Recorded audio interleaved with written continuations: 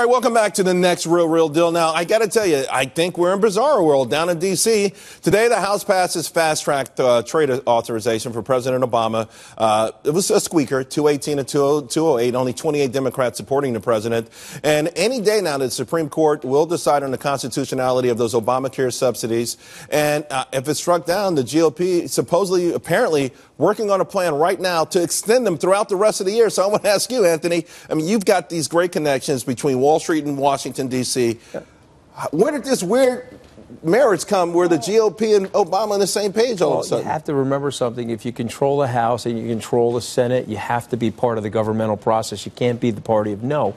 And so they want to win the presidency, and so they have to have some kind of track record leading into 2016 that they were able to work with people. So, number one, on the TPP, it's a Republican issue because more Republicans are voting for it. But if you ask moderates, mostly Wall Street people, a guy like General Petraeus on our show supporting it, Byron Wien supporting it, Ken Langone supporting it. Even though people don't, I think a lot of Republicans, though, are nervous because it was so secret. Remember, when we were told, don't worry about health care, just pass it and you'll love it once it's passed. Yeah. I think we've been scorched a little bit on this kind of stuff. I think they've done a very good job with the inside community giving the template. I was down in Washington meeting with Secretary Liu, got a chance to look at the documents, or at least the term sheet. They let you look at the thing? At the term sheet. Okay, the broad, 2000 right, the broad strokes. And so what it looks like is a watered-down NAFTA, but it gives America a lot of power in those 12 countries. And so what we don't want to do is abdicate our power in Asia to China by not being part of that trade pact. And so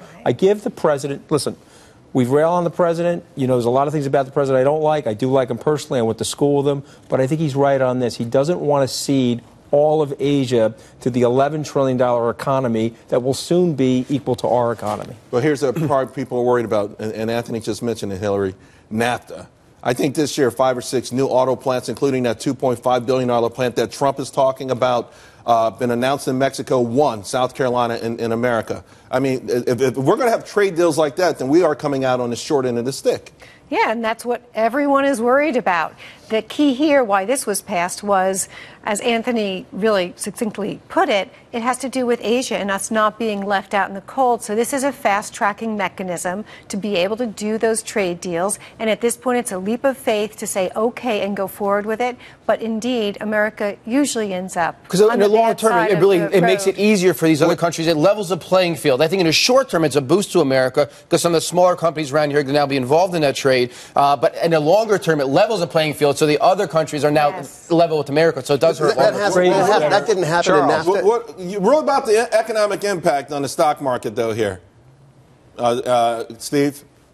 Charles, listen, I have to, I don't know that there's any near-term impact, but long-term, looking at America, and I have to disagree with the panel, the more global trade expands, the better America does, because we will, and we have always, outperformed our competitors. So the more we trade, and by the way, Mexico prospering, that's a great thing for the United States. That's been a fantastic boon to our economy to have a prosperous neighbor. Steve, I'm getting the hook, but Ford opening a $2 billion plant in Mexico is good for Americans? Yes, absolutely. Long term, it's good for America because the more prosperous Mexico gets, the more prosperous America gets because we're such giant trading partners. That rising tide lifts all boats, and ours most of all, because we will eventually outcompete them. I did say we've gone into bizarre world.